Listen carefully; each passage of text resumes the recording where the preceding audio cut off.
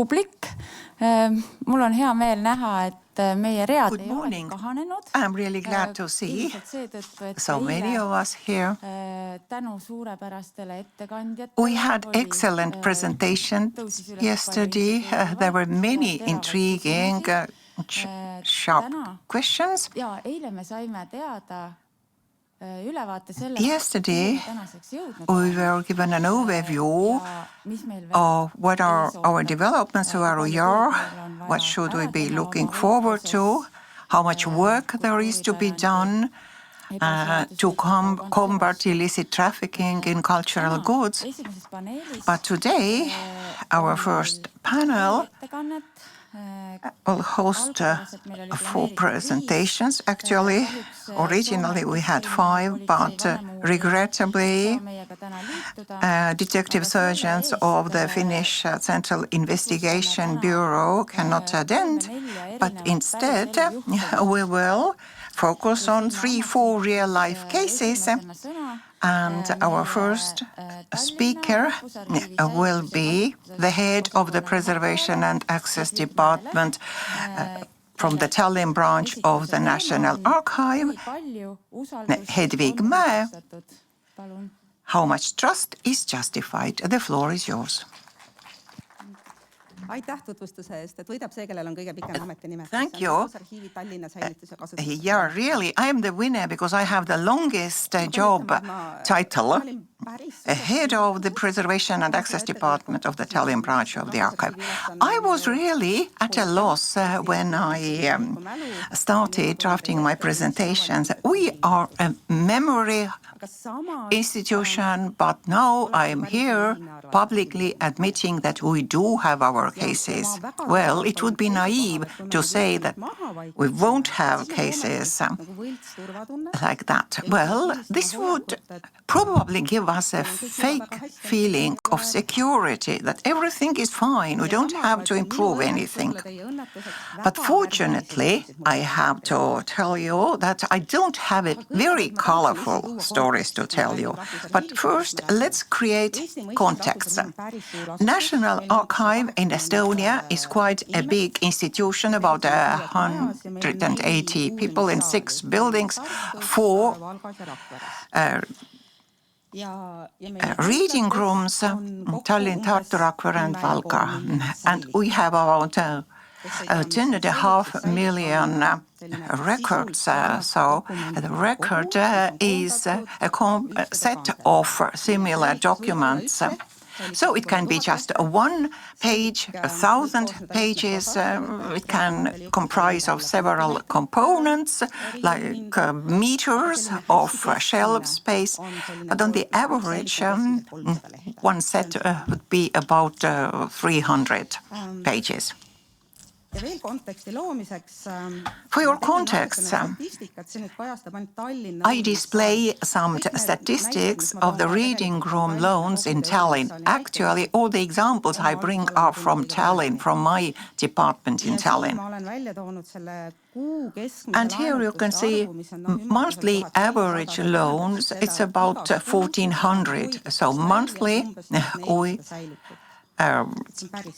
bring from our repositories 1,400 records.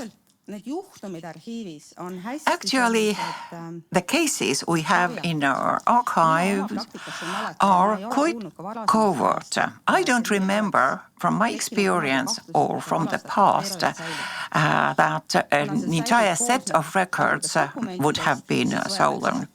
As the set has several pages, so maybe 1 postcard or 1 page is removed. And it's practically impossible to identify this loss. You will learn about it over time. Our biggest risks are personal archives.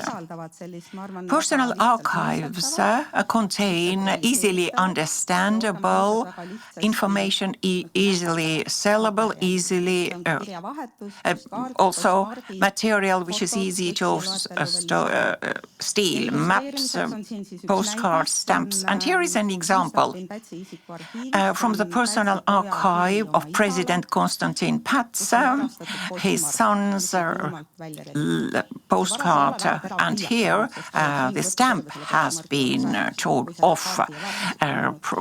Probably the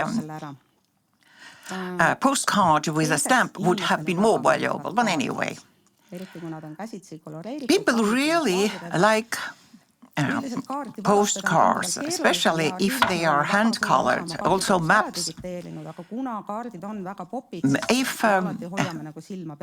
these cards and maps are very popular, we keep a close eye on them. And the third example is from seals. In Tallinn, we have the entire pre-war Estonia covered, and in the national valuable documents there are fantastic wafer seals, and they've been just cut out. There are some lacquer seals removed, but I really miss those wafer seals. And here is another real-life case. It had a lucky end. It's a postcard by an Estonian literary researcher, Aspel, to an Estonian diplomat, Pusta. In 2014, Janika Kronberg just visited offhand an antiquariat in Tartu, noticed a postcard, and he suspected that this is from our collection. He knew we have a personal archive of Pusta, but you see the figure 140, so this is the number of page in archival sets. He bought it, brought it to us and asked, is it yours? And really, it was easy to identify that this was from the private archive, and this was missing. So it was returned to home, to us. Another example of official business correspondence, just one page you see has been torn out. I don't really remember the history of this case, but as much as I know, there was a man who brought us a page and said, it's probably from your collection.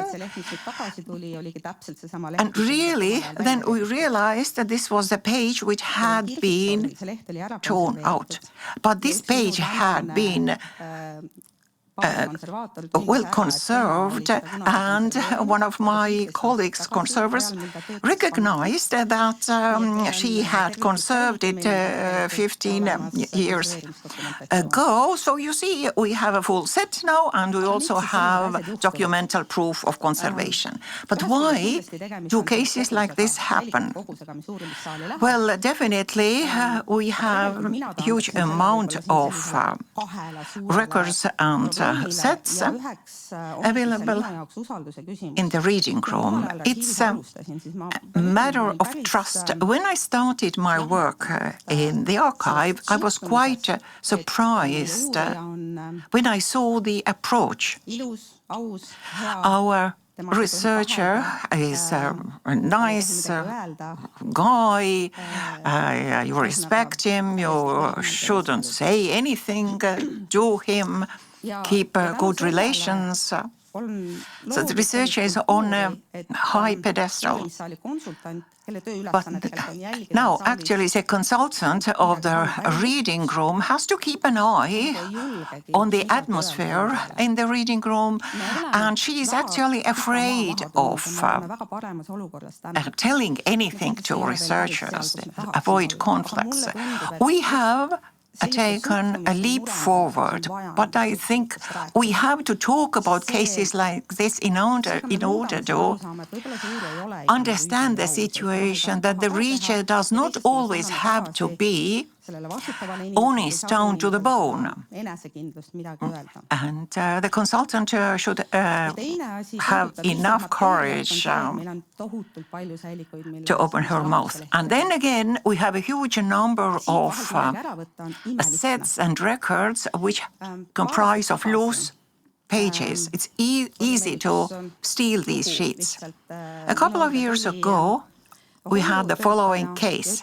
A consultant told me that I have a feeling that the sets we provide to researchers in the reading room return and are returned as thinner. Well, really, we do have in our collection cases where there are just only covers, nothing is in between. And now we notice that a few pages are really missing. Yeah, the sets are thinner, not as thick as when they were given to the reachers. But now it's possible electronically track the movement of sets. We attempted to identify whether there's a kind of pattern, a topical theme, or is there a specific name, researcher? But actually, we didn't identify anything, no pattern, no nothing. Well, I realized that probably it may be just a carelessness of the reacher. You know, a reacher is in the researcher is a reading room has 15 sets. There are all those loose sheets. Maybe just mixes them up. And then we thought how to train the consultants in the reading rooms. We have now red covers, and we will put the loose sheets into this into the red covers, and there are guidelines. If you get these red covers, take a seat in the front row. Be careful. Don't remove anything from here. Return these red covers to the consultant. Well, reaction was different. Some said, oh, something has happened. Some of them said, okay, fine. I talked to one of the researchers who has worked with us for years, and she said that when she first got to these red covers, she felt very bad, as if she had been accused of anything. Well, maybe we have had silk gloves in the past when treating our researchers. But actually the new approach works. Of course, not all researchers take a seat in the front row, but actually they have understood that they use only one set at a time. So we haven't had any bad cases. But now we have taken a step forward. I know in Denmark they weigh sets in the archive. And I thought we should also test it. We should only rely on gut feelings of our consultants. Even if one page has been removed, then weighing could expose the missing sheet. And as we know who used this set, maybe we can use a CCTV. This is a very fresh case. We haven't really yet tested this. It is a very sensitive scales, but 1 square decimeter sheet is big enough. Võib-olla see tunne, et tõenäosus vahele jääda on suurem, et Well, maybe now the researchers will realize that they might be exposed, and probably at the next conference I will tell you about our experience. ma tahan öelda, on And see, to conclude, rääkinud, kuidas uurijad on kurja juur. like I said, it's researchers who create problems, but actually we have to look into the mirror. But think of the wafer seals. I can't imagine that the researcher has a pair of scissors and cut anything from a record and no one notices or says anything. I'm afraid this has been done by our own staff. You don't know when we have 180 members of staff. We all have access to the repositories. I have raised this issue. Is such an access acceptable? But it's painful. Our own staff knows what's where and what you can find from where. Thank you. Well, I was really quick. Managed to finish. Thank you.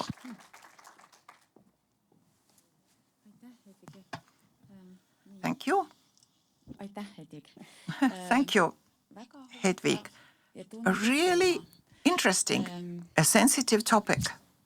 I have many thoughts. A couple of days ago, we actually discussed it with you, but I would like to ask the audience, do you have any questions?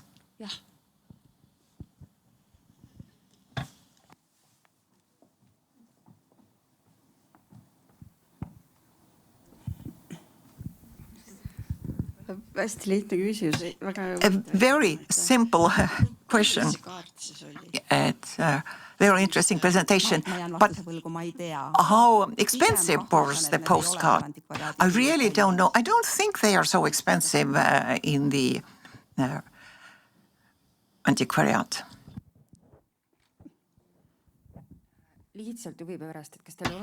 Out of curiosity, I'd like to know, have you ever thought to contact the police? The penalty code has an article which also concerns archival records.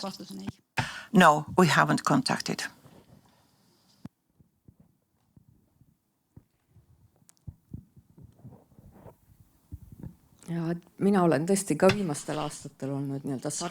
Yeah, I have recently visited very frequently the archive.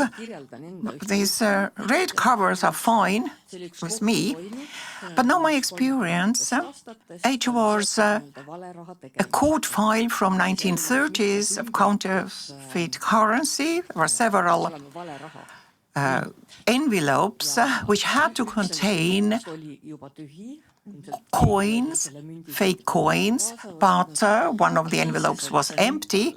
One envelope contained the coin, the other was empty. I didn't really know what kind of coin was in there because this envelope was sealed, and then I decided to ask, and I'm looking forward now to the result. I'd like really to see the coin. Yes, it's a very typical case that there is an empty one. Yeah, there are cases. And the court files are very interesting because there's all this evidence. But how have you encouraged your staff and authorized them to apply rules as regards researchers? Well, we can just talk, encourage them, tell them, I'm not afraid, you can call me and I can talk to them. We shouldn't be too respectful vis-à-vis researchers. If you display in black and white that something has happened, I think this would probably fragment the approach that the researcher cannot be addressed. We discussed last night how come we consider the researcher highly respected and honest person. Well, maybe in the past the researchers, professors were highly respected, but now times have changed. We have a diversified set of people in our reading rooms. I don't see any more questions. Well, it's actually good to have open collections, but the openness also raises the issue of trust. And really, it's very sensitive. Any slight distrust seems to be accusations. But I would like to know the specific, strict guidelines and requirements would increase or decrease the responsibility of the researchers. It's a good question. I think all rules have to be justified. No, you shouldn't set them just for the sake of setting rules. I do think that the researchers expect us to set rules and meet them. I don't think we should have here exceptions. What's too strict? Let's define what's too strict. But if I can justify that the reading room has too high a temperature, we shouldn't keep it there too long, or if pages are mixed up, this would completely destroy the set. Maybe it takes some 20 years to discover if some pages have been mislaid. Okay, maybe our staff is now better trained than tens of years ago, but they are people anyway. I think the rules have to be reasonable and well justified. People would understand. And I think they are actually looking forward also that we adhere to them. But if I see in the set of records my granny's letter to granddad, and it's so personal, do your clients know that they can get them digitalized? Yes, they know.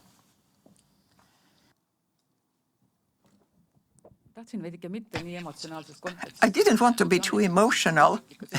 Janika was very emotional, but I would like to ask, why is it important that the archives would not get lost? What will happen if they get lost? Okay, there are legal issues, sometimes not so legal. Why it's important to preserve them? You see, there will be gaps in our memory. We won't have a full picture. But also, will there be some legal problems you have to prove someone has deliberately stolen something?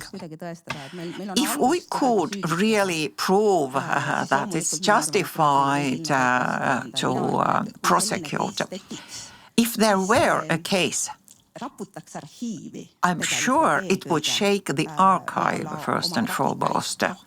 Maybe then we would revise our experience, and public should be warned. But this is very covert. It's retrospectively that we discover cases like this. Okay, when we start now weighing, then we can discover who removed a postcard. But if we take this poster's postcard, so I guess there was 20 years gap between the time when it was stolen and returned. And now I have a practical question. What will happen if the set of records is returned and it's heavier, not lighter? That's an intriguing question. In the current world, if I were from enemy country, Maybe I would like to add something. Well, it's really interesting. So will anything like this happen in future or not? Okay, don't copy my words. Okay, you have thought about everything. Excellent. Thank you, Hedvig. Definitely you can ask questions later. Oh no, Hedvig will leave us. But you can always call her or send an email. Thank you.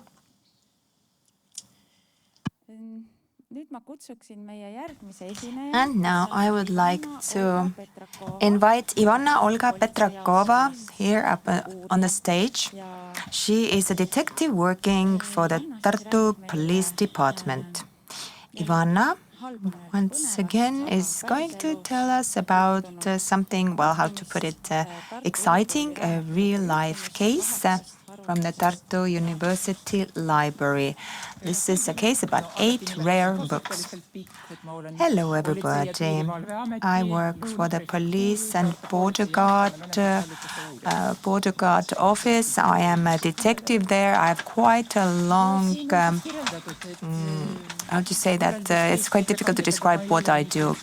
Compared to all the other presenters, I'm not an expert in cultural property and history, but yes, about 3.5 years ago, I was working on this case. So I received an application from the Tartu University Library. I received it in September, that in May, 8 rare books had been stolen from the library from the 19th century, 8 books by Pushkin and Nikolai Gogol.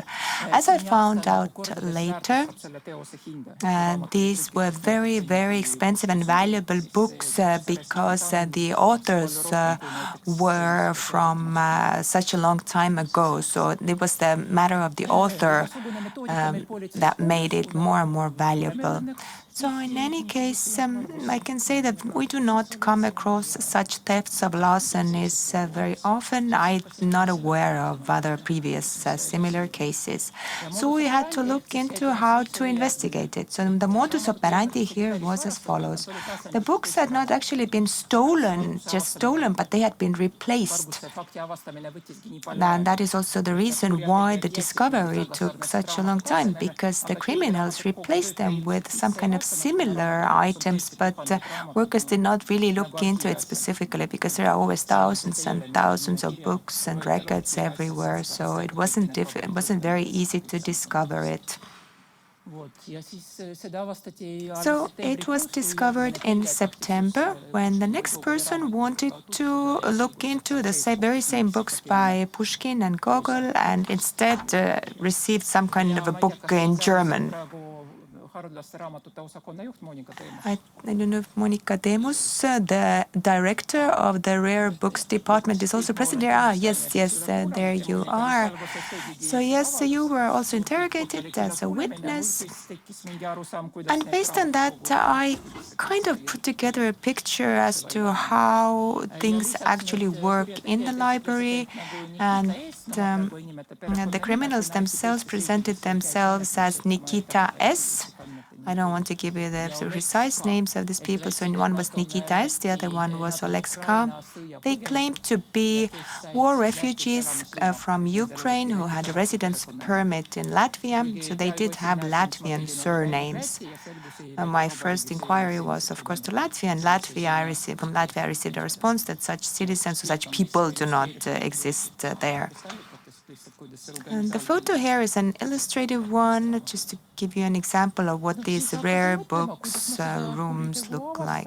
So I started looking into how to investigate the case, looking into whether similar cases in Estonia or other countries had already taken place, had been investigated.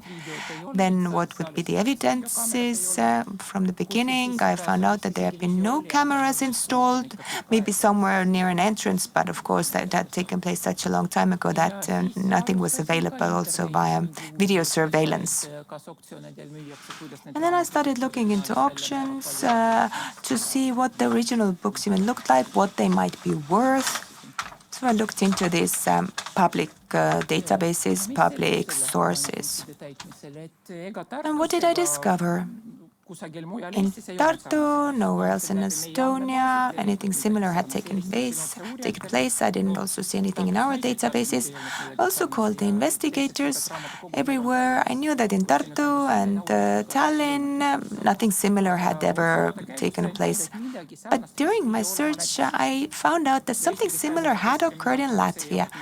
I even contacted a criminal police investigator in Latvia, and she said that she knew someone who was working on a similar case in Latvia. So it, of course, is not the way we usually proceed during these cases, but this was my only option. So I had a direct contact with a Latvian investigator, found out that something similar had occurred in Latvia as well. And Sirene was the channel via which I could get information from Latvia. We have a Sirene representative here as well, I think. So it was a case of international cooperation, if I may say so. And once again, we found out that there are no witnesses who had actually witnessed the actual theft.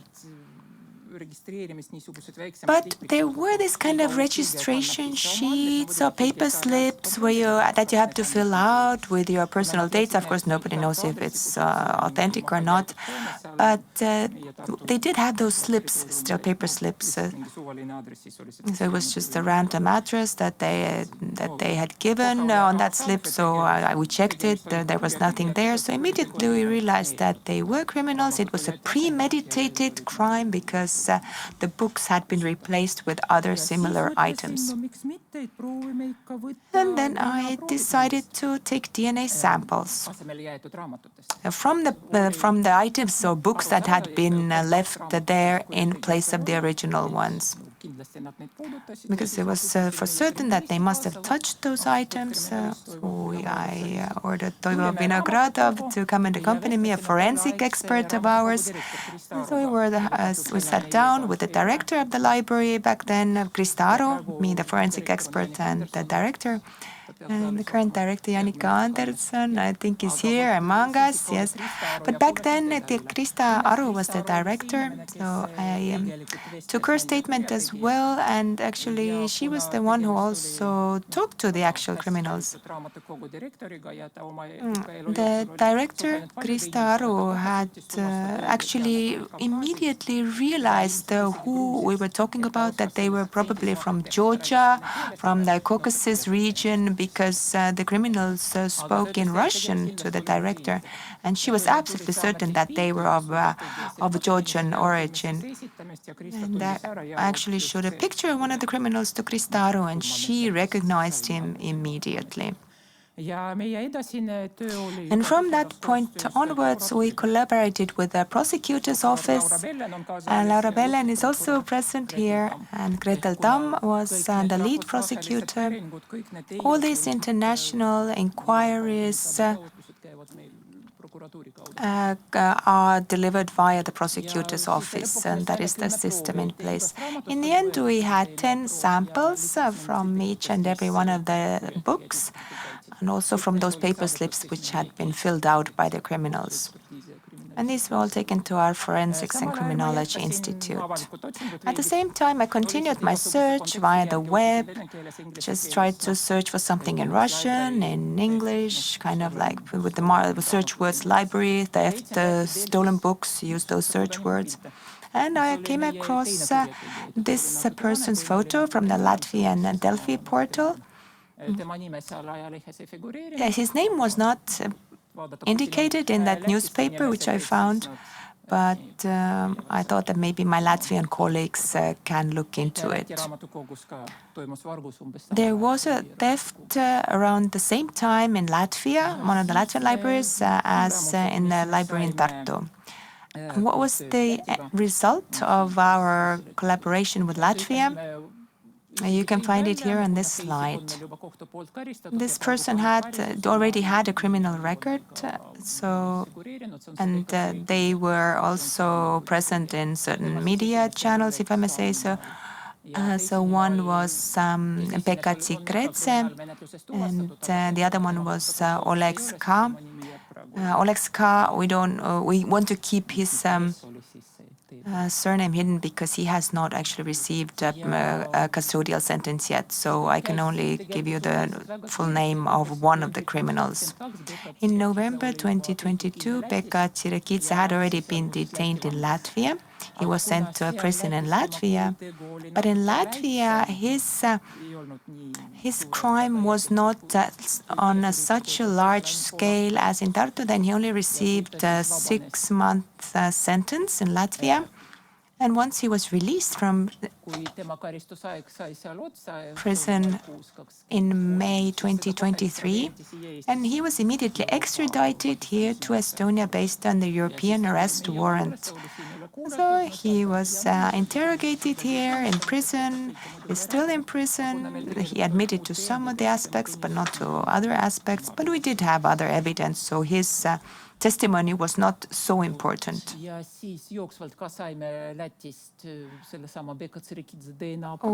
received the DNA samples of Pekka Tsirekidze from Latvia. We compared it to one of our positive samples.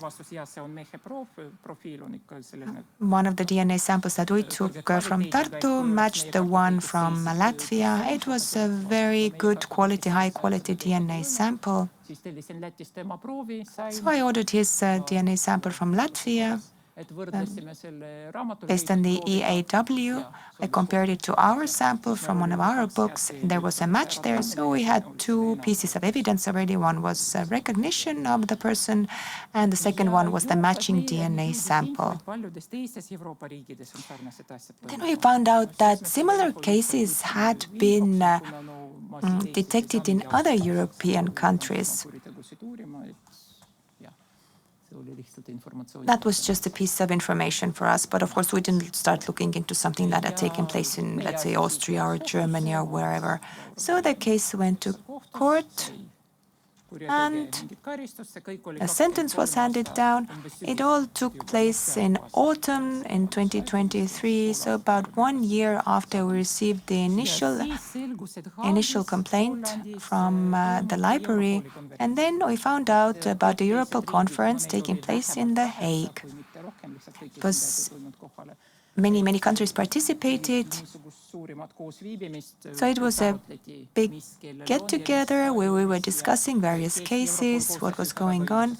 Europol also presented us with a very nice scheme or graph, but I'm not going to show it to you right now. Perhaps all the investigations have not reached their final stages yet, so let's just leave it for now. But they were all Georgian citizens. There was about 15 of them.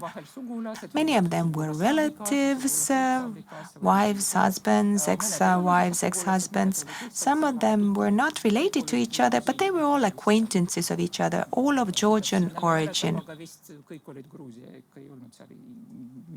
Yes, if I'm not mistaken, they were all of Georgian origin, not from the Russian Federation or elsewhere. So it was a criminal group as such, and their modus operandi was as follows. In the Tartu Library, they were quite polite. They just replaced the authentic books with something else, but sometimes they just broke in through the window at night time. They knew where the book was, what to look for, and they just stole the book. So it was 2 different modus operandis for the same organized group.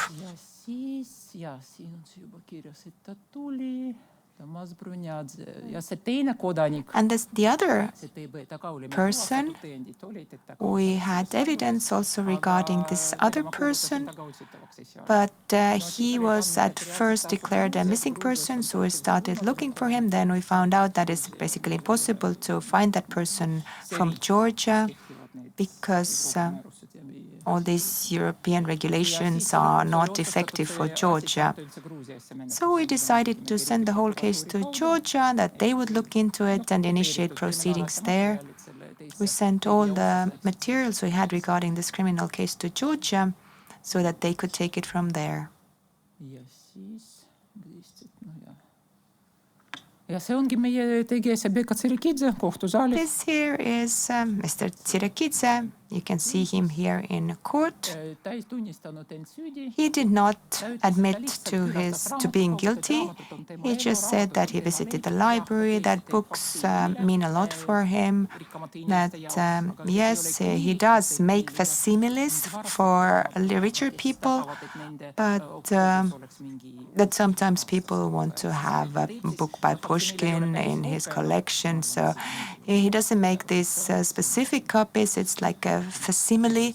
It's a bit more complex than a regular copy that you can make of a book.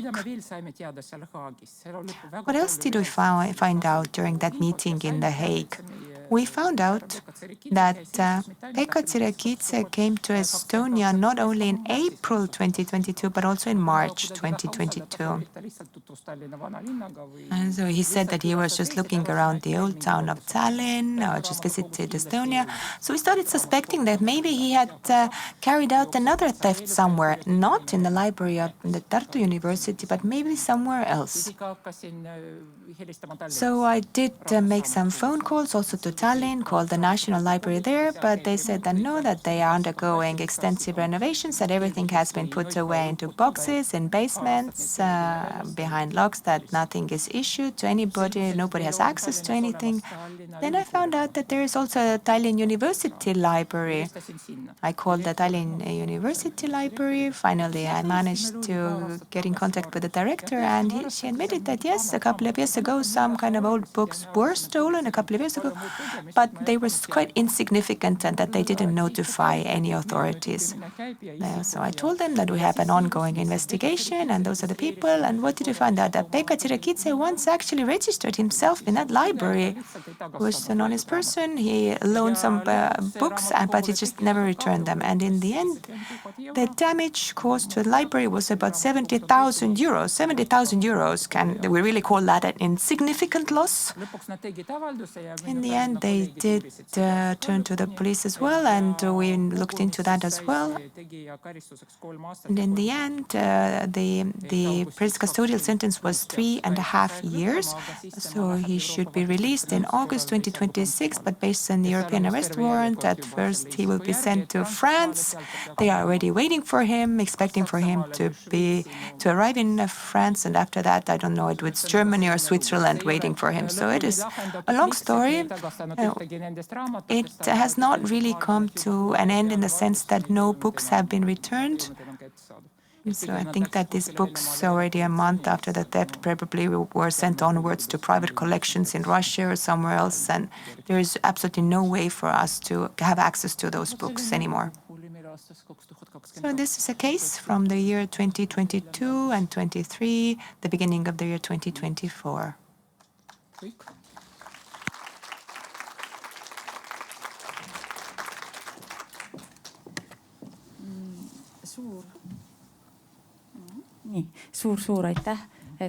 Thank you so much.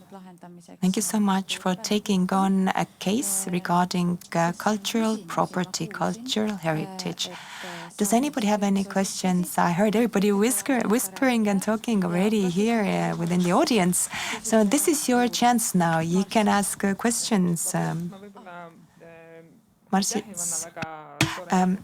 Thank you, Ivanna. It was a wonderful presentation. I heard from the audience somebody commenting, is the criminal also here among us today? But no, he is in the prison in the eastern part of the country.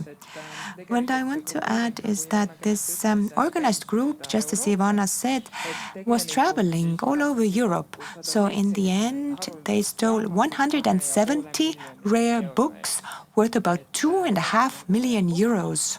That is the total volume of this grand larceny or theft. And as was mentioned, in France, the criminal proceedings will start in the summer, where they will look into how to handle this case. We only knew about 2 people committing this theft, so it was kind of categorized as regular theft. But in France, these crimes were committed in the form of an organized criminal group. So there, the possible sanctions will be on a much tougher level. Thank you. This was a very interesting presentation. All these proceedings regarding cultural heritage are quite rare. And quite rarely we see a positive end result in the very end, that somebody is in fact sentenced to a custodial sentence or something similar. Have you before or after come across these cultural heritage cases? No, maybe just icons, just in some cases of thefts of icons from someone's home. But in addition to the icons, usually thieves take some other items as well. But it is very important to submit this application first. If the library had never turned to us, had never filed a complaint that these things have been stolen, then we would never have even found out about this. Just look into our webpage, to the police webpage, and just submit the application. We will look into it. If the elements of the crime are not there, then that is the response that you will get, that we will not investigate it. So it is open to anybody, just regular citizens. Just feel free to inform us. No, my question was rather about whether there was any difference for you as to what you are looking into. Yes, of course there was difference. There was a lot of international cooperation involved. Yes, I can call the other detectives in the other countries. That is not a problem. But we need the evidences. We need to have the European arrest warrants. The European arrest warrant procedure took us a long time. For the prosecutors, of course, I think it was quite a rare case. I don't think that previously they have looked into thefts of books on such a scale. So it was a bit more complex as compared to what we usually do. There were foreign nationals involved here. They had to be detained. But this wasn't impossible, if I can say so. I have the following question. Are all these books now gone forever for us, or do we have hope of getting some of them back? Well, you must never lose hope, but the probability is minimal. No microphone.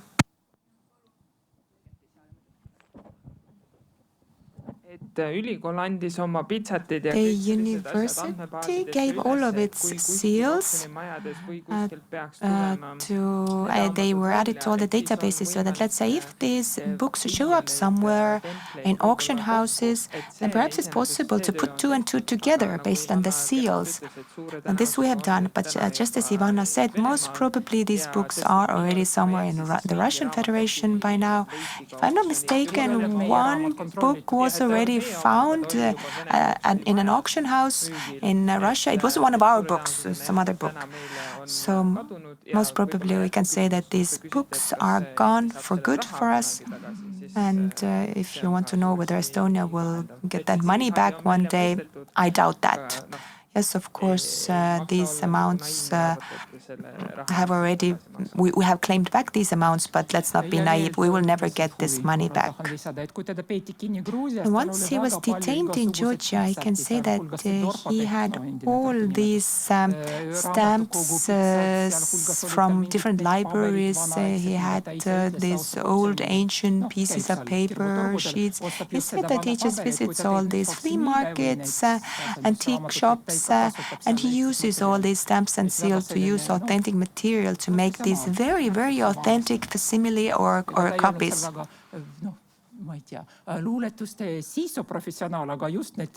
So he wasn't a professional regarding the content, let's say the poems or whatever, but he knew how to make it look authentic.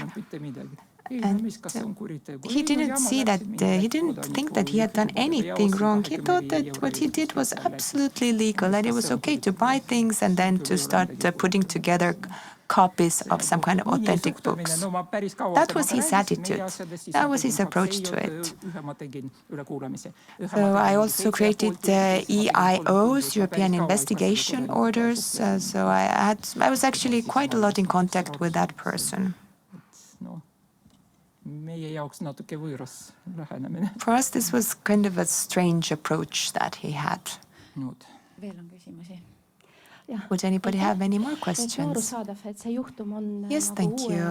I understand that this is like a script for an exciting movie. But coming to my question, I got the impression that the case regarding the Tallinn Library indicates that we do not have a uniform system in place to evaluate the books. What is the value of these items? It's true, we do not have such a system in place. The Tartu University Library first said that they have that the amount of damages is 76,000 all in all. When I asked them how they make these calculations, because nobody is selling it anywhere, so they based themselves on the lowest possible price. And at the end, the prosecutor thought that maybe the total amount was too high. So I turned to the lawyer of the Tartu Library and asked for some kind of an assessment documentation or whatever. In the end, the damages in total were 150,000. So the 76,000 wasn't actually too high of an amount. In the end, the books turned out to be even more valuable. And sometimes it's just impossible to give an adequate assessment of the value of these items. It's not possible that in the end, you cannot compare the value of a book. You can't go to a bookstore or take some other books from there and compare it to these valuable pieces from libraries. So it is very difficult. Minu küsimus on natuke seotud selle meie My question has to do with these third countries. What about the information exchange? I understand that right now with the Russian Federation, the police and the prosecutor's office have no contact with them. But I remember when I worked for the National Heritage Board, it was 9 or 10 years ago, the case started before I took up my position there. It had to do with these findings of treasures. They reached these online portals, and then the suspicion arose that maybe they were illegally excavated from Estonia. We investigated, looked into a Russian citizen. We couldn't prove anything. They claimed that they found it on the other side of the border, where you can find similar archaeological material. So this case was just came to an end there in Estonia. But what was amazing for me was that I understand that this information was not sent or forwarded to Russia, but there were archaeologists there who also wanted this information. And they said that why don't you just, let's say, drop a USB stick on the other side of the border? Just kind of lose it there, drop it there, USB stick with information. So nowadays, yes, if there are signs indicating that maybe it's a cross-border case, what is our possibility to get information from there? Well, basically, we have no possibility of getting information. We can send requests via Interpol, but will we get a response? How quickly will we receive it? Do we have a Sirena official here? Maybe you can get some information from there, but yes, basically there's no way to collaborate right now. This is our reality right now. And Elika? It was just such an exciting presentation. But so Ivanna, when you decided to take those DNA samples, did you actually believe that you would get a response? What is the probability in such cases that you will find a response for a DNA sample? Because in the customs, in my work, we do look into, let's say, wood. We take wood samples to check whether it comes from China or somewhere else. But quite often, we reach a dead end with these samples. What about your experience? Was it a rare case for you that you actually received a positive response to a DNA sample? I can say that I do look into property crimes, and very often I do work with DNA samples, so I most certainly wanted to give it a try. And I found a forensic expert who was willing to help me, who took those DNA samples. I didn't take them personally. We use experts for taking these DNA samples, clearly. So why not? And another thing, these books were in the library. They were not in a damp cellar somewhere or kept in an open space. So the chances of receiving a decent DNA sample are much higher. I don't know if the library employees themselves work with plastic gloves when you touch those rare samples, rare records. There's no microphone. Palju inimesi on lihtsalt selle juhtumiga seotud, kui need on saalis, siis jah. So yes, there were many people involved in this case, and some of them are also present here. For me, it was clear that we will take the DNA sample, we just give it a try, and then we wait and see whether we receive a response. No, we do not use plastic gloves on a daily basis, but in case of these couple of books, when we started looking into whether other books had been stolen, then this search we carried out while using gloves, yes, in order to not add any more fingerprints anywhere. So yes, if you feel as if there's a point in taking the DNA samples, then give it a try, then you have at least done it. And yes, sometimes you do receive a positive response. Thank you. Who should we turn to with these questions? Let's say we have, if somebody is fined with 1,000 euros, 1,500 euros fine, if for smugglers Scythian gold, you receive a very small fine, and if book thieves receive a prison sentence of 3 years and 3 months or 3.5 years, well, we have these paragraphs in our penal code. If it's a large-scale larceny, and if they act, if there's a criminal group involved, then these punishments in the end are on a larger scale.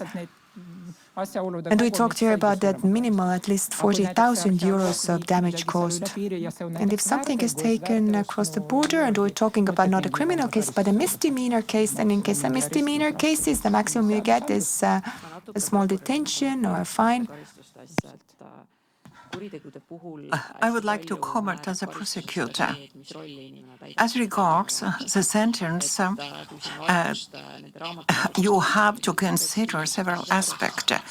There were specific persons who stole, took the books out of the country. So when we talk about taking goods across the border, then this is a bigger case. Okay, you know, in many cases there is just a driver who has been given a task to take something across the border. Okay, the driver would know that this is unlawful, but he doesn't know anything much about the case. And this would determine the outcome. You can't sentence the driver for 10 years because the beneficiary is somewhere else. Okay, yeah, in some cases you think, why is the sentence so lenient? But that's life. And when we take foreign drivers, then they are not citizens of Estonia. We can't keep them here during the investigation for too long. Thank you very much. Thank you for the presentation. Good luck for future. Nüüd ma kutsuksin lavale. I'll give the floor. Kas tehnikapoisid ka kuulevad? Keegi võiks lehvitada. Kas me võiks teha väikse vahenduse, kuna meil tekib transpordi logistiline probleem? We are going to have a logistic problem. Does Janika have some time? Let's have Ira Westergaard first, because she will have to leave. If technicians can have Ira's presentation, then Ira, the floor will be yours. Ira Westergaard is from Finnish National Gallery, Sinebrihoff Art Museum. She's a chief curator.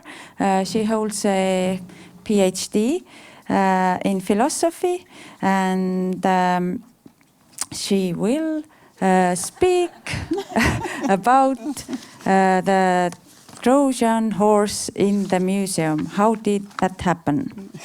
Trooja hobune muuseumis, kuidas see juhtus? How does this work? Okay, thank you.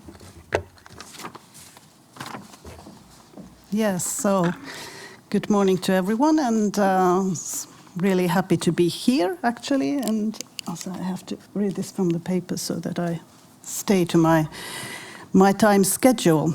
And it's been really interesting for me. And actually, I was very happy about the Hedvig Mäe's sort of down to earth, that this is the reality working in an archive and what it is like. And maybe my presentation will now take us to the world of the art museum and the more sort of daily work there, and my case also in that sense.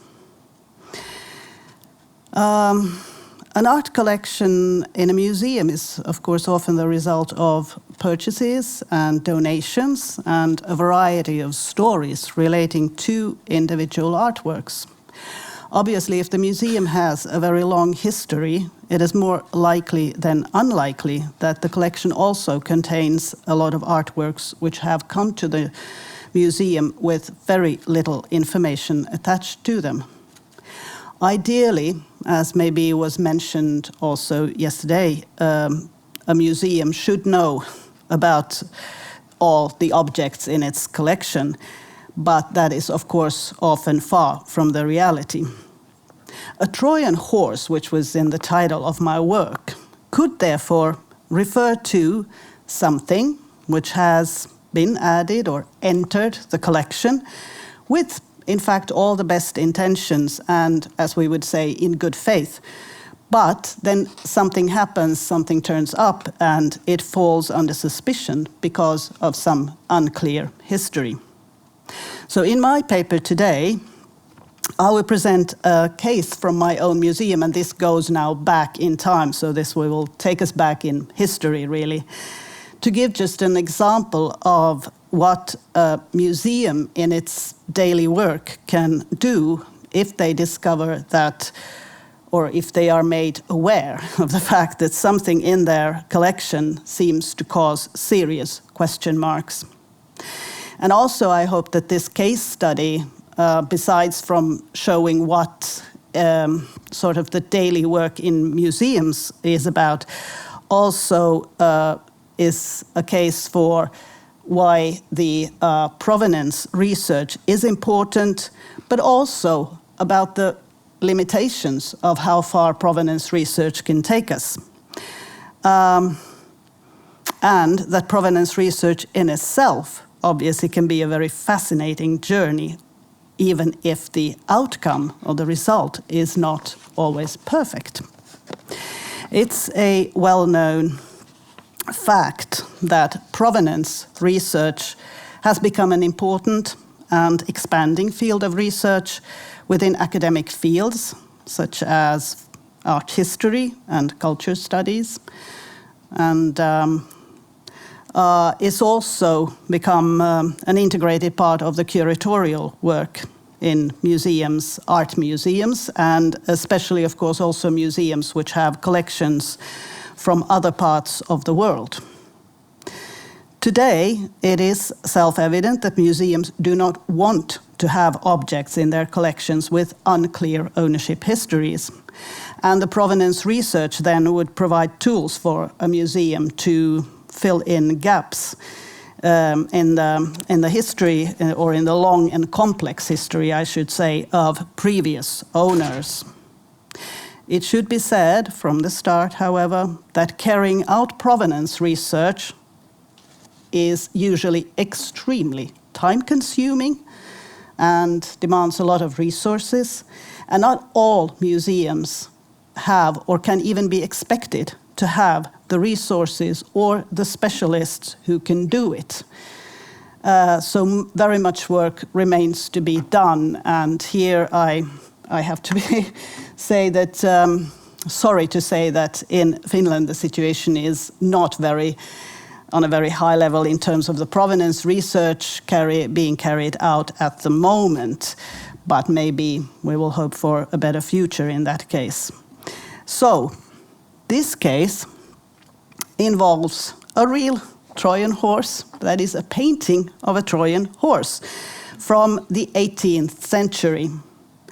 And we can first go back to the year 1996. And this is interesting because this is, of course, before the world of internet and digital collections that we now live in. An auction house in Helsinki put up an oil painting for sale, and it was listed as unknown Italian 18th century. The subject is the Trojan horse, or rather the sacking of Troy by the Greeks. And there was relatively no interest at all in the painting, and the museum made a very quick decision to just sort of buy it, actually for under 2,000 euros, I could add also. So it was really no further interest in it. And so this painting came to the museum with literally no information at all attached to it. This meant that the painting could have been easily referred to a category of more or less insignificant anonymous paintings. Museums have quite a lot of those. It could have been placed in a storage room and then left there, and maybe even to be forgotten for many decades to come. Luckily, this didn't happen. A few months after the purchase, a curator took a closer look at the painting, and after some investigation, it was quickly revealed that the museum had, in fact, acquired an important painting by the Venetian 18th century master Domenico Tiepolo. The painting belonged to a series of 3 oil sketches showing the story of the Trojan horse, the building of the Trojan horse and the procession of the Trojan horse into Troy. The 2 on the top are now in the National Gallery in London, and then our painting was the 3rd one in this series.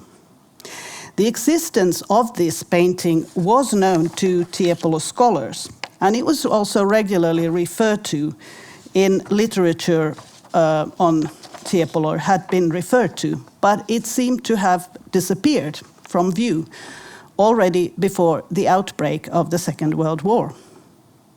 Now, the excitement of discovering the painting in Helsinki in 1996 led soon, quickly, to questions of how and when the painting had arrived in Finland.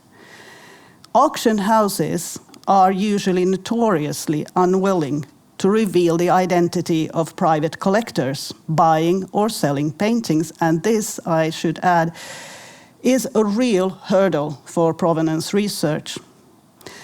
In this case, however, the museum actually received not just the name of the previous owner, but also some information of how this owner had acquired the painting. The Tiepolo painting came from the estate of a former diplomat who worked at the Finnish embassy in Berlin during the Second World War. Now, this piece of information was obviously a huge red flag. When the Finnish embassy was evacuated in 1944, the Finnish diplomat left some money. Obviously, he couldn't bring it back to Finland, the money, so he left the money with an art dealer in the city called Herbert Ulrich. So this name we also got. In 1948, after the war had ended, this art dealer picked out a few paintings, 5 actually, and sent them over to Helsinki as a payback for the money which the diplomat had deposited with the art dealer.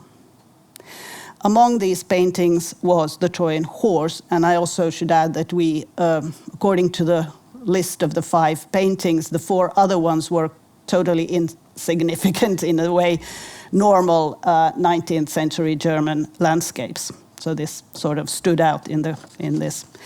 But at this point, when the paintings were sent to Helsinki, this painting was already, our painting was already labeled anonymous. And in fact, the Finnish owner who received it never knew what he had got, nor did his heirs, and no one ever took any interest in finding out anything about the painting in their possession, and I believe that they didn't even put it on the wall. It was just, they didn't like it. And this also exemplifies, I think, how crucial information can get lost along the way, especially before these times that we now live in, where we have access to the internet and to huge digital resources. This probably wouldn't be happening, I think, today. Because the painting had been shipped from Berlin to Helsinki in 1948, and specifically as an anonymous painting, it raised the obvious concern that the painting could have been stolen from its previous owners or looted by the Nazis somewhere else in Germany or outside Germany. The painting had appeared first on the art market in Paris in 1930 in the shop of an art dealer named Mario Datri. The German art magazine, Pantheon, published this news with an image of our painting. And in 1938, we also know that the painting was included in a big exhibition on Tiepolo in Chicago. And then it was still in the possession of the same dealer in Paris. So the painting then returned from the United States to Paris just in time before the outbreak of the Second World War, and obviously the occupation of Paris. After the end of the war, the Italian art dealer Mario Datri disappears from the scene altogether, leaving no further archival traces of himself anywhere. So if anyone would ever inform me about this person, even where he went or when he died or whatever, I would be grateful, but we do not know. He really disappears. The gap in the provenance between an art dealer in Paris, 1930, and another art dealer in Berlin, 1948, pointed directly to the problematic issue of a possible Jewish ownership somewhere along the road, and perhaps claim of restitution awaiting the museum, maybe somewhere around the corner.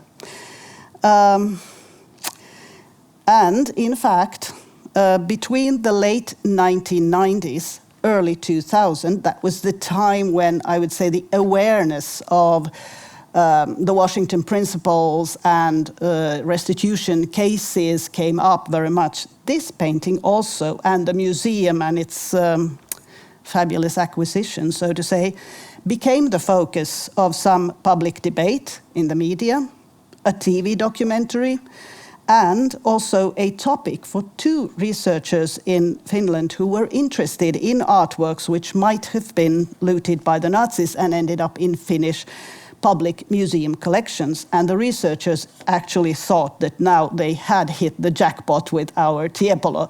This must be the case in Finland. But despite all the efforts of the researchers and also some very fanciful hypotheses that were presented at the time, no real and firm evidence of any Jewish ownership was ever found. And so the interest somehow just, the issue faded away. But then now to the very final chapter of the story. Because somehow the museum felt that every once in a while this question always popped up. If there ever was a painting from maybe a Jewish collection looted by the Nazis in a Finnish public collection, well, there is the Trojan horse. There is the Trojan horse. We must do something about it. So the question came back almost over and over again. So some years ago, the museum decided to take up the provenance issue once again to see if there is something we have missed along the way.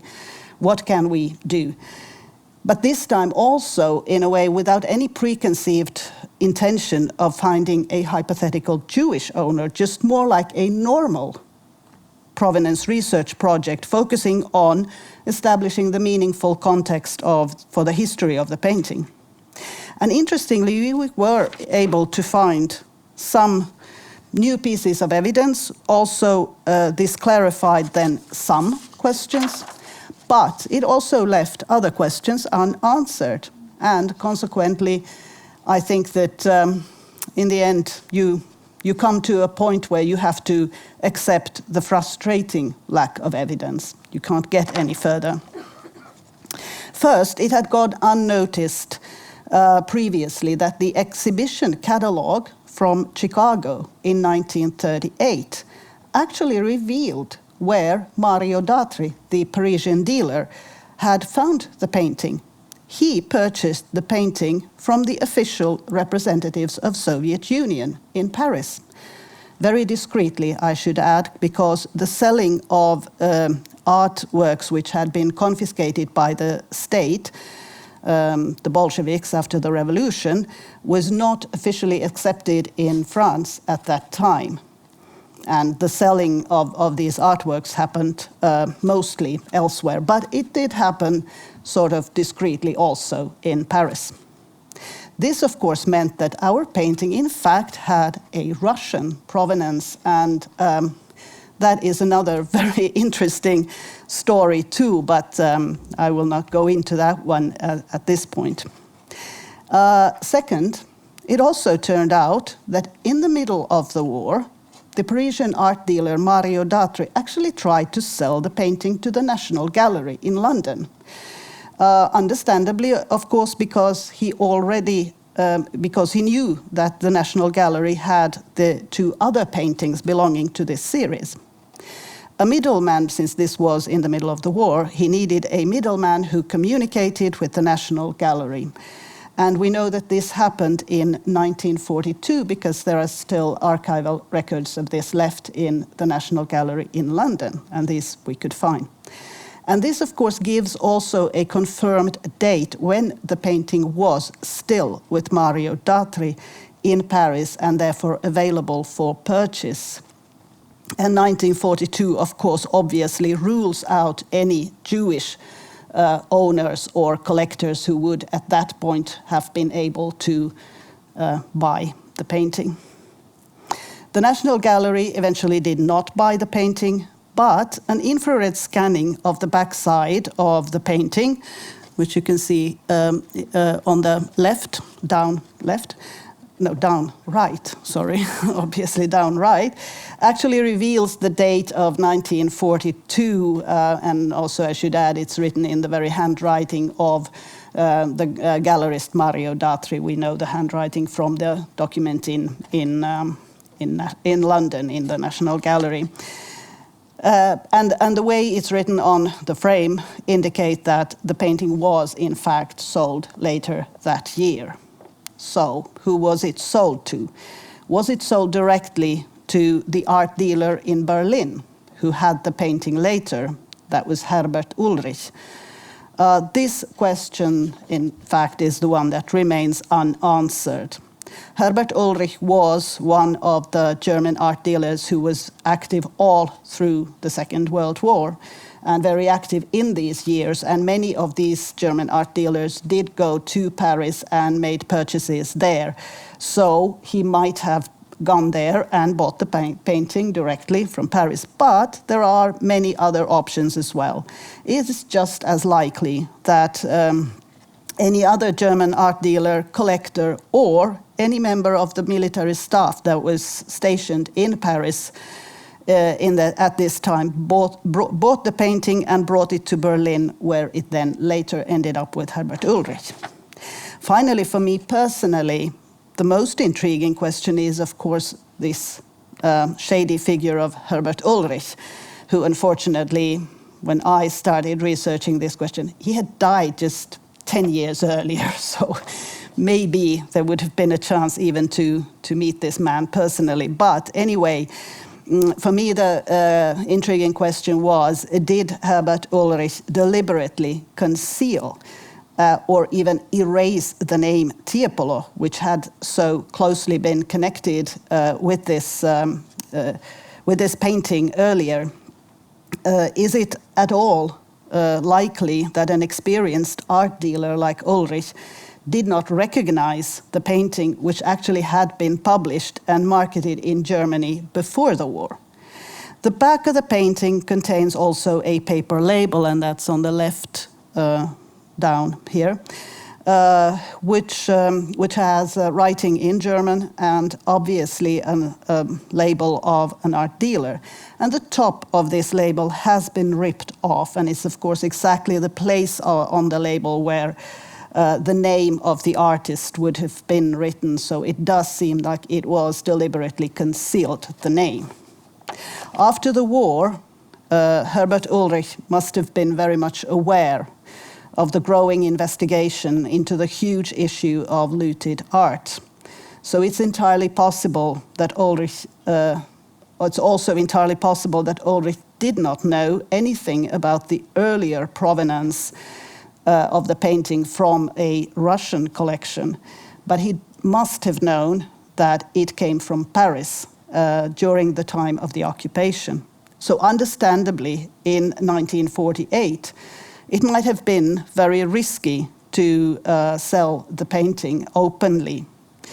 And considering his dealings on the art market in Berlin during the war, he obviously did not want to be in the spotlight in 1948. In the end, was it maybe just a very convenient and practical solution to rip the painting of its identity and ship it off to Helsinki to be safely tucked away in a private home and as an anonymous painting? We may never have the answer to these questions, and I may never find the answers to this, but I do believe that an example like this shows that doing the provenance research in museums is both important, and it's an ethical obligation of a museum, even in cases when sort of the ideal outcome and a full, complete provenance is not possible to establish. You still get to fill in gaps and maybe rule out some things, as for in our case, the question of a possible Jewish ownership. Thank you for your attention.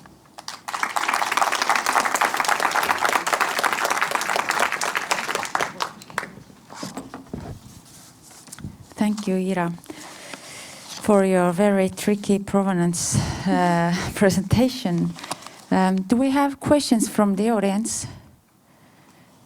Okay, I have one question. Yep. Do you have time before you have to leave? Yes, of course, of course.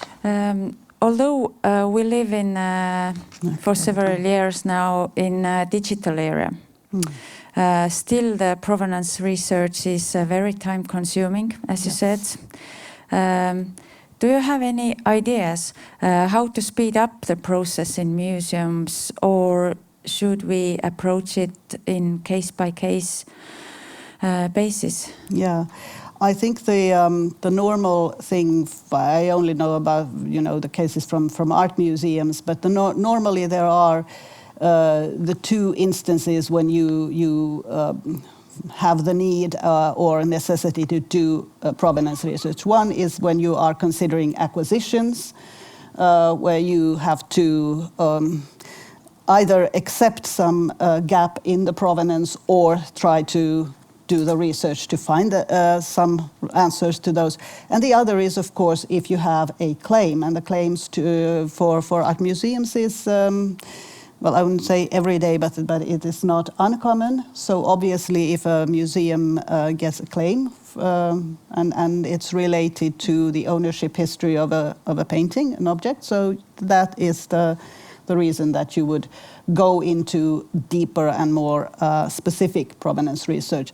I have to say that on a daily basis in museum work, there are lots of painting with big gaps in the provenance, but for the museum to sort of take up one painting at a time and do all the research, that's not really realistic. Maybe sometimes in cases when we prepare an exhibition or a painting is going on loan or something, that would be, there has to be some sort of, almost some sort of reason for a museum to say that, okay, we have to do this provenance research now, which has not been done maybe previously.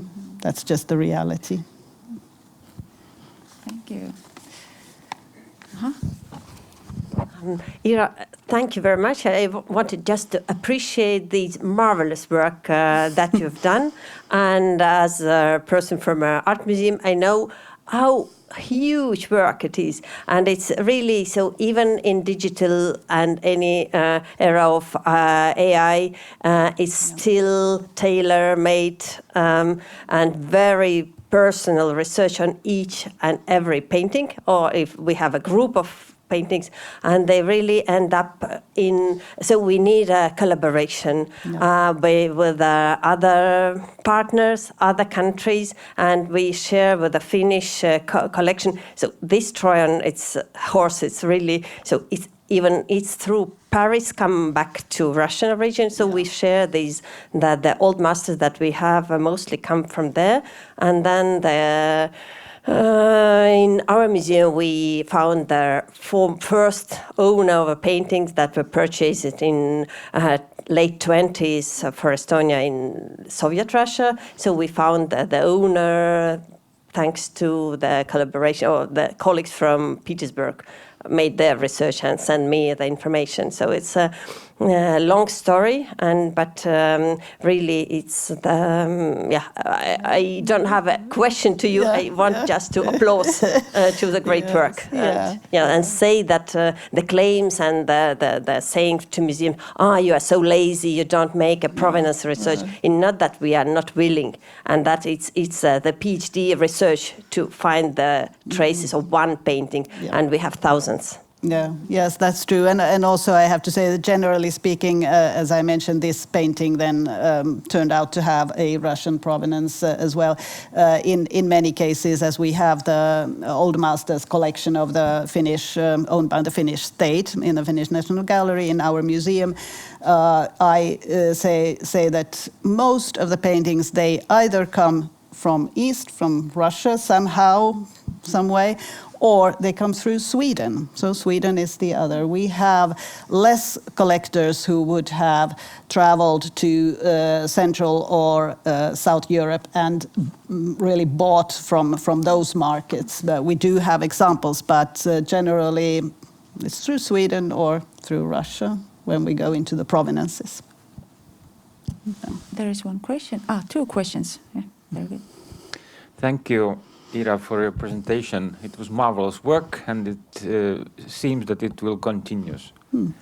Did you had opportunity to examine the lacquer seal backside? There is a coat of arms I can see. Yeah, can I go back on this one? Yes, I think so.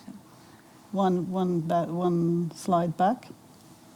Yeah, up there on upper right, that is a lacquer seal, and that's exactly what leads us back to some Russian collection, which we have not identified, but it is obviously, and also I have to say that our conservator was of the opinion that it has been deliberately also erased to make it unidentifiable, but that is a very frustrating piece of detail there, but it has to do with the fact that this is part of the confiscated, by the Bolsheviks confiscated art collections, and especially if they took, or it was going to be sold, as in this case in France, in Paris, there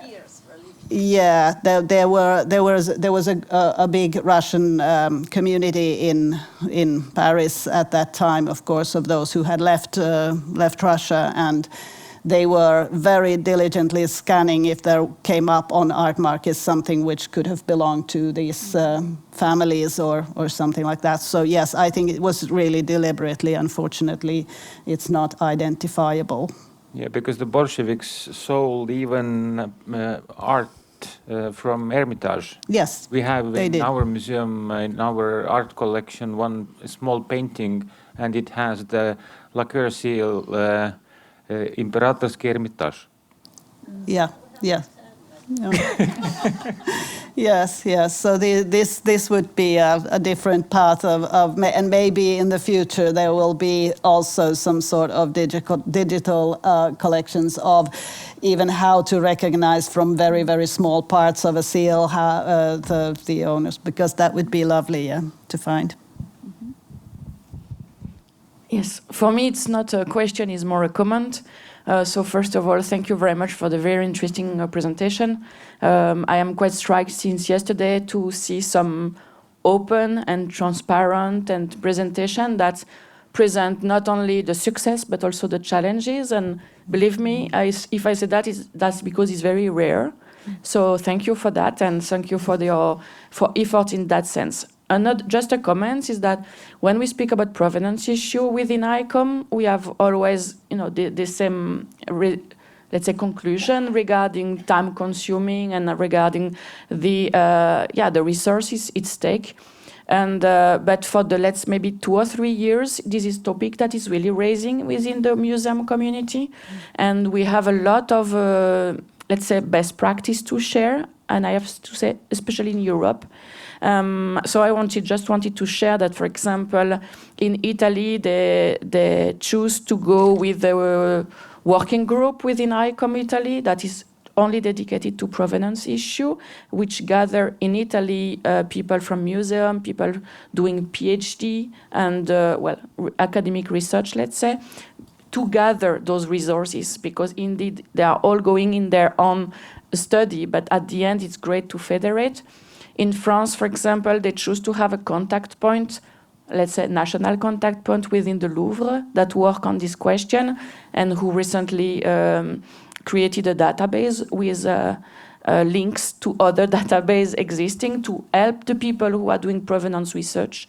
And another point is that in ICOM we just published once, and already the second is ongoing, museum international issue on provenance, also to share best practice, to share your case could have been in the publication, because it's exactly what we are doing. And one interview is about an expert in Portugal in a museum, also working on labels and papers. So just to say that maybe but you are not alone, let's say like that. And we can also more and more rely on networks and provenance issue. And I'm sure that in the next years, those questions will continue, because as you say, it's not only the moment of acquisition, it's also within the existing collection. Yeah. And I understand it's also difficult for museum to open the Pandora box and don't know where it will come to. And but I think it's very courageous, and it's clearly the right direction. And I think the international organization should support you in that sense. So it's a big thank you from our part. Yeah, I couldn't agree more. I absolutely think the same way, yes. If I may add, I also want to congratulate on being so transparent, and that's a fascinating story, I believe. And perhaps also ask a kind of question about artwork of suspicious provenance. So how do you handle that? I think you hinted that, sometimes when you prepare for exhibitions and you think of using specific artwork, that you may look more into the provenance of these works. But I believe that there is also a growing recognition globally about the fact that sometimes we will never have clear provenance of these works of art. And that there is a growing number of museums who actually publicly acknowledge that and use the occasions or the exhibitions to actually also sensitize the public to that, and so that in the legend you would actually acknowledge the gaps that may exist in the provenance. So what's the policy in your museum in this regard? Thanks. Yes, I would say absolutely. That's the way to go forward, because when we have all our paintings are online available, and we are all the time adding, but we don't have that fully already, but we're all the time adding the acquisition history of the paintings as we go along. And obviously that's a place where you can see if there are gaps, and we can also put on the online that this painting has a gap in the provenance history. I have also, I think this is also a way forward, because that way anywhere from the world, I say I'm grateful if someone contacts us and say that, hey, we have some information on your painting, which we don't have. That's only a good thing. And also a comment on these wonderful initiatives operating in many European countries where provenance researchers gather their forces together and communicate and do that. I wish we had that in Finland. So far, we are very far and few between. There are only very few of us, but I do hope that one day we will be able to gather a larger group and the resources also in Finland. Thank you very much. Let's make an applause for Ira. Ja nüüd ma vahetan tagasi eesti keele peale ja kutsun. And now I will switch to Estonian again. I would like to invite the director of the University of Tartu Library up on the stage here. So, Mrs. Janika Anderson, you are very welcome here. Her presentation will remind us of the saying that it's better to be safe than sorry. Tere kõikidele saalis viibijatele. Hello to everyone here. I would sincerely like to express my gratitude towards the organizers here. Their aim is to look into every single aspect regarding this topic at hand today. So I will introduce the aspect of the people who come in contact with cultural property. So it's better to be safe than sorry. This is the title of my presentation. Sometimes choosing the right title is the most difficult part altogether. And one morning while jogging, I remembered this proverb that it's better to be safe than sorry. And I think this is a good title for this topic.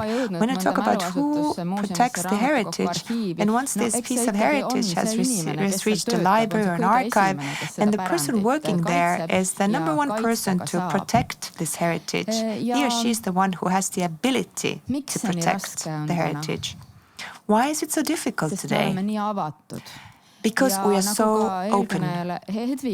Just as Hedvig already said, archives are open places. I can tell you that archives for me are still quite tranquil spaces with not so many visitors compared to a library that has to completely open doors to everybody. Just come and visit us. You don't need any kind of permits to enter libraries. Just that when you want to lend a book, then we just want to be sure that you do return it at some point. Libraries as memory institutions have changed over time. When we look back a couple of decades or even 10 years, we do so much to make sure that people come to the libraries, that they have free access to everything, free access to information, to spaces there, that everybody has equal opportunities. A very good example of this is the photo before you. This is Open Days in the Tartu University Library. It's an occasion that brings together an enormous amount of people, and we do in fact want to see these people in our library. We can for sure say that libraries are very important places because we do not lack people who want to visit us. Just as I said, we have free access. We are a democratic space. We try to offer free access to information, no matter whether this information is in electronic form. We have new electronic resources made available to all the researchers or whoever. It has to do with institutional belonging.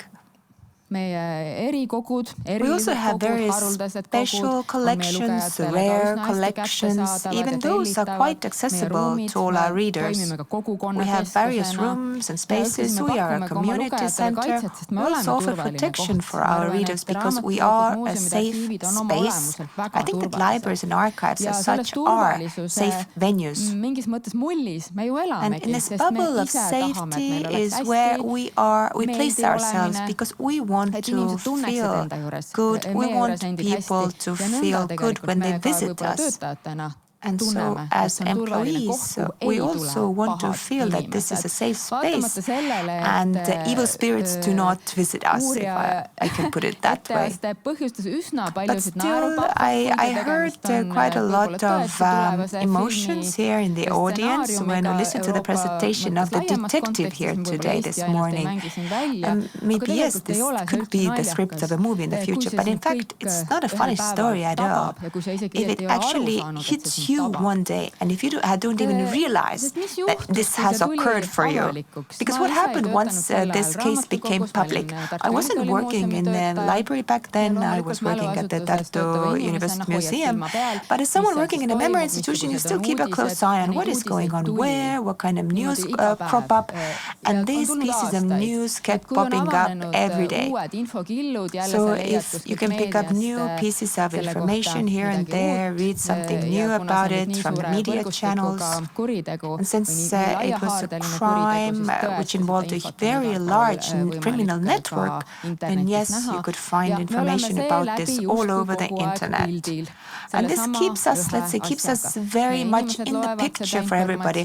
Everybody's reading about it, our people are reading about it, and they kind of relive the whole experience again and again.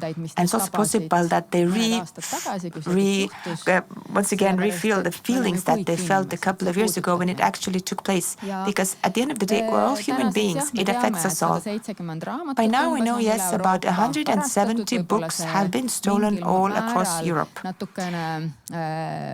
Perhaps in a way it also makes our workers feel a bit better, because it kind of, at first it was a feeling of failure, that we failed, we let these items be stolen. But when we found out that other items had been stolen elsewhere as well, it kind of, let's say, made us feel a bit better. Of course, we don't yet know the entire volume of all the books stolen from all the other countries as well. But once this theft became public, in a way, it changed our world. The bubble of safety exploded, it broke. Of course, that is normal that it happens, because up to that point we had been living in a different world where we thought that everybody is good, everybody is, you can trust anybody, you do not suspect these things to happen. Employees of libraries who work with very rare books and very rare manuscripts, they are very focused in their work. I'm not going to deny that we do keep a close eye on the readers who visit our rooms there. But nevertheless, something like this did occur. We know exactly who are the employees working there, who lend the books, who keep watch of the readers, who take care of the maintenance of the rooms, who accept the books when they are returned. We know who those employees are, but we cannot point fingers at them and accuse them of having done something wrong or not having something enough, because those people feel all those feelings and emotions inside them, inside themselves anyway.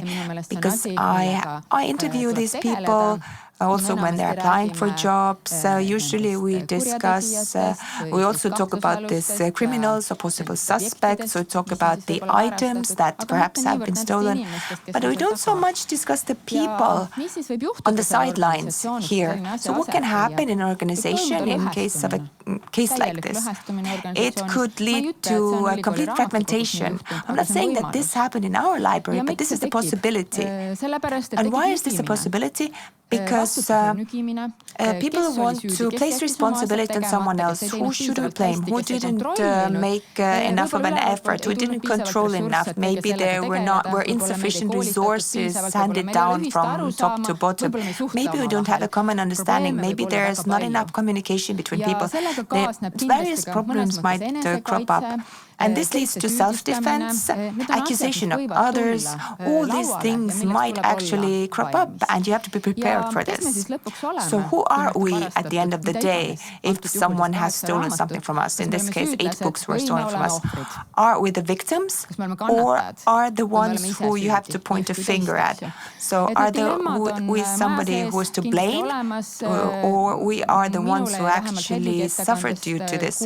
From Hedvig's presentation, I can say that if these cases take place, then they might also come across the question, who are they? Are they the victims or the culprits here?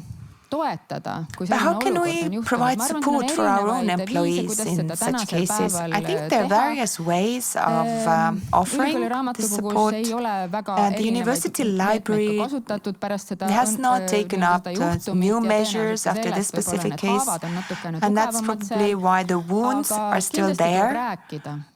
But one thing is for certain, you have to talk. Perhaps also use counseling.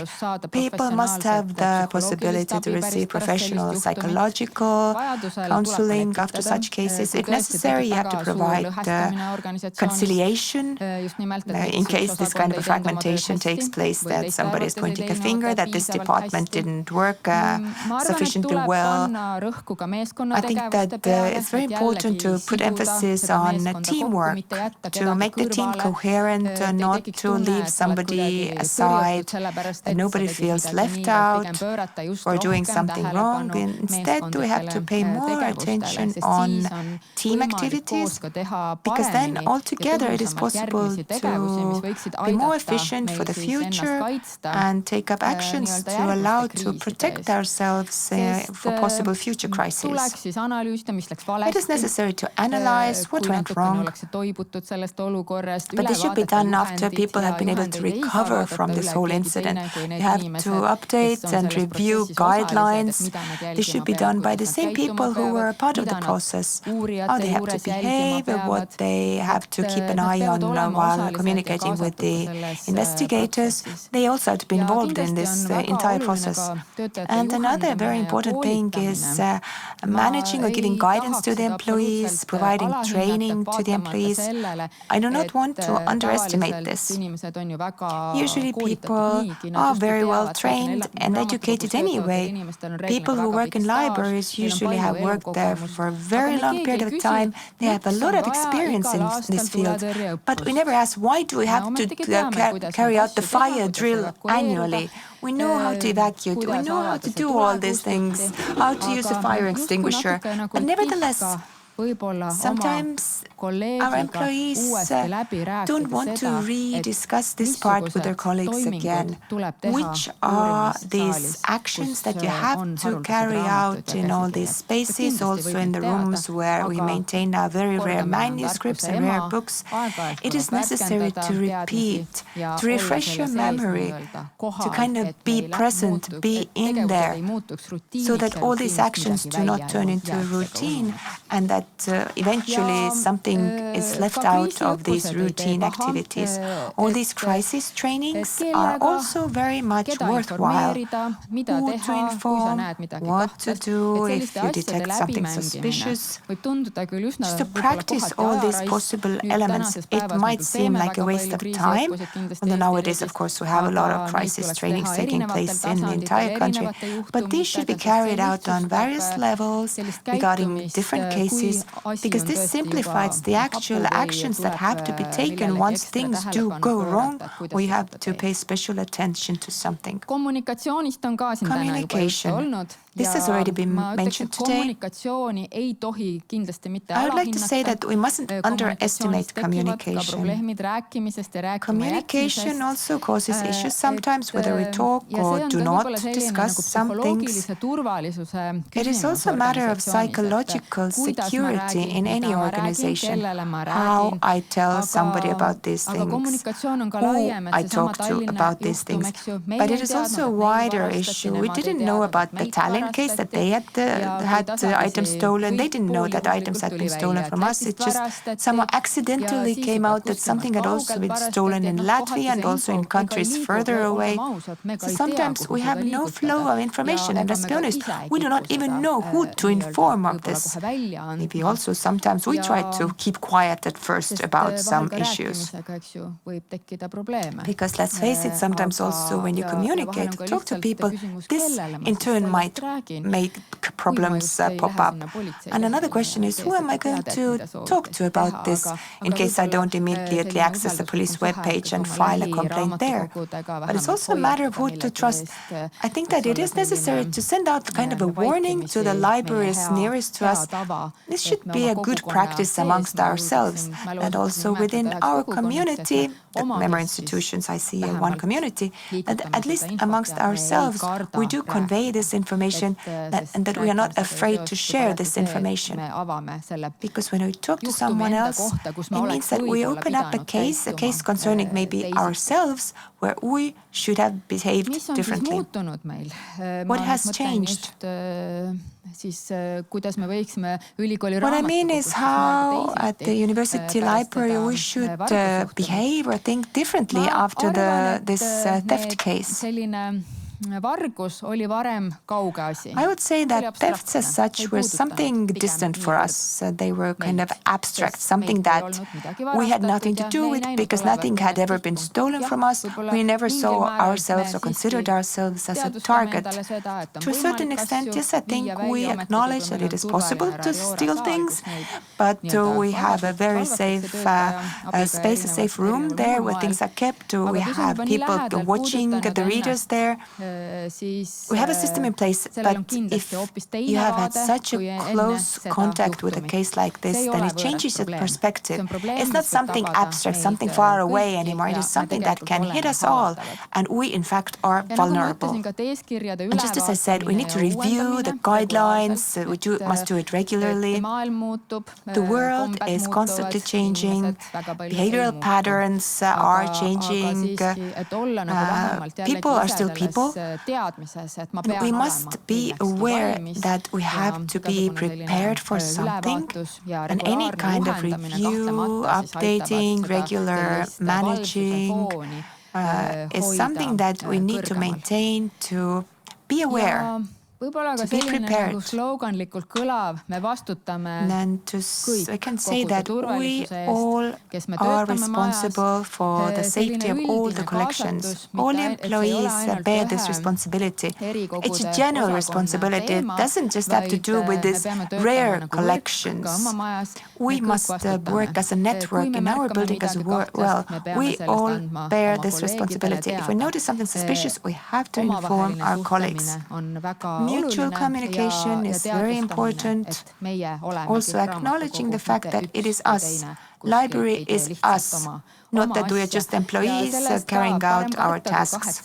And this comes back to this better safe than sorry. We should rather be more cautious, more careful, rather than not being prepared. Once again, of course, it comes down to becoming completely paranoid, which is also not necessary.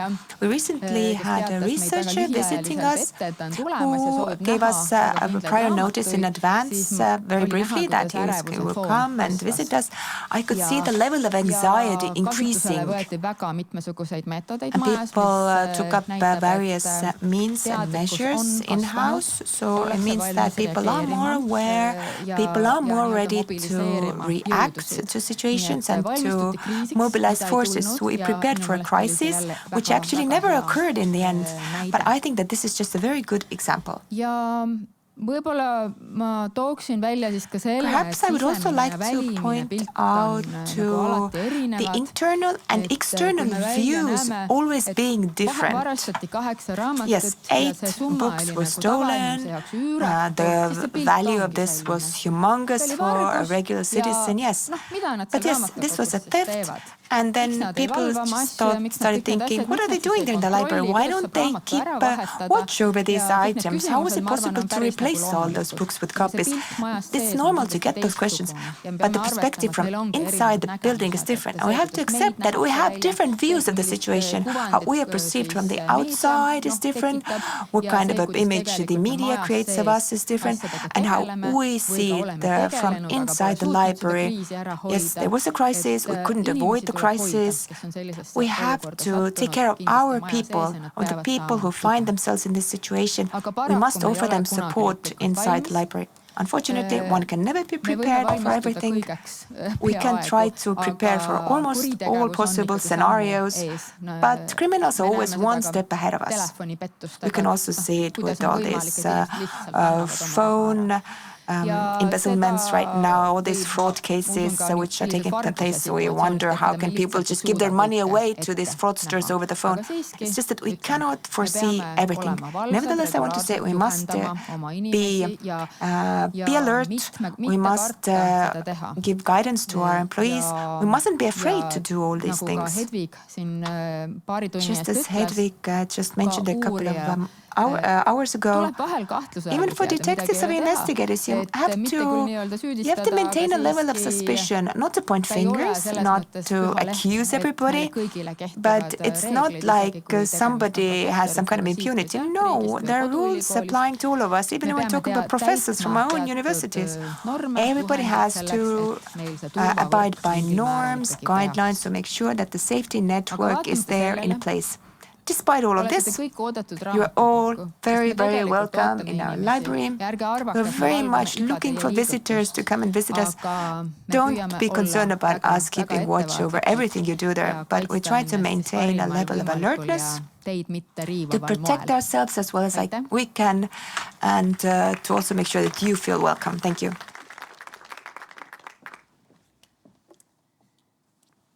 Aitäh, Janika, nii ausa ettekande eest. Thank you, Janika. It was a very honest insight.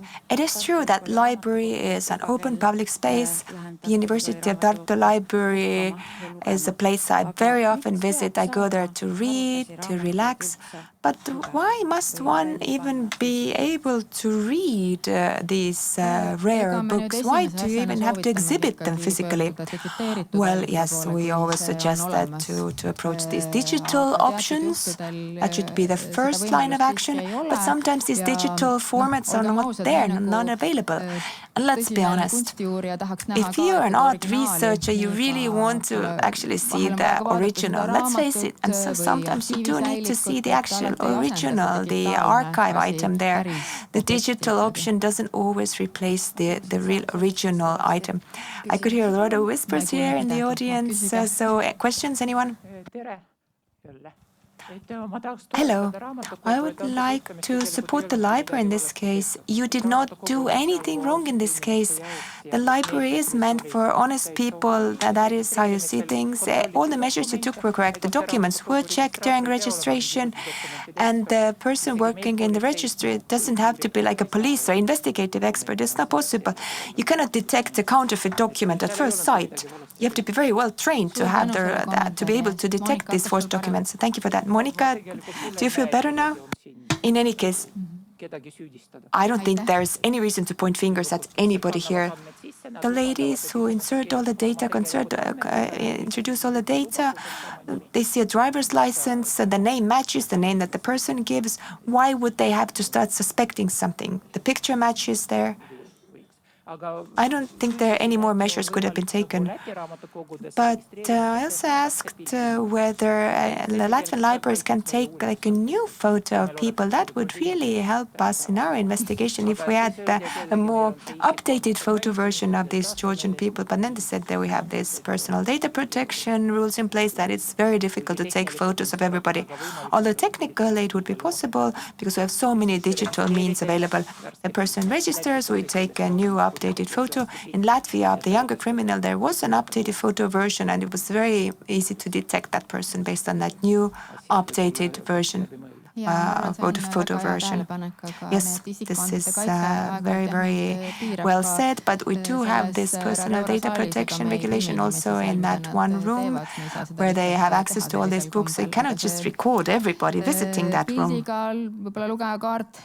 Perhaps yes, so ID, readers, ID badge or something. Yes, it is doable. Any more questions? Agnes? I wanted to ask about communication. First of all, thank you very much. A very nice presentation, a very nice reminder for all of us. But what about this communication? How was did this information get out of the library?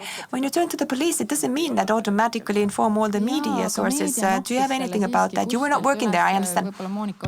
Yes, the media channels somehow picked this up. Maybe Monika has more information on this. I don't know if she wants to comment on this or not. All right, fine, let's leave it. Media is very up to standards. Somehow they picked up this information, and what wow information this was. What better things to write about in the summer. I do not know which were their information sources. You have managed to find a way out of a crisis. So 2 years have passed, maybe even 3 years rather. Do you now still organize these kind of exit meetings, so how to behave in these situations, or is this something of the past now? No, this is not something of the past now. We will not let this be forgotten. Also due to this investigative process ongoing, somebody has already been convicted, but we have a follow-up going on. We have more and more information piling up. There was a TV show on this, so we had to dig everything up again for that TV show. I once again had to look through everything again. Other people were also involved here. So this is a topic that has not become something of the past. We must continue with follow-up on this as well. Good luck. I will take up this opportunity and say the following. In your presentation, you mentioned being prepared a lot, and that there's trainings, being prepared for crisis. Do you currently have crisis plans, contingency plans in place? Have the roles been already laid down? I have to honestly say no. But we are going to work on it. It has been on the table already for a while because there's no other option. Otherwise, we cannot solve these similar situations. Good luck to you. Thank you very, very much, Janika. Good luck. All the best. And let's hope that you do not have to face similar crises again.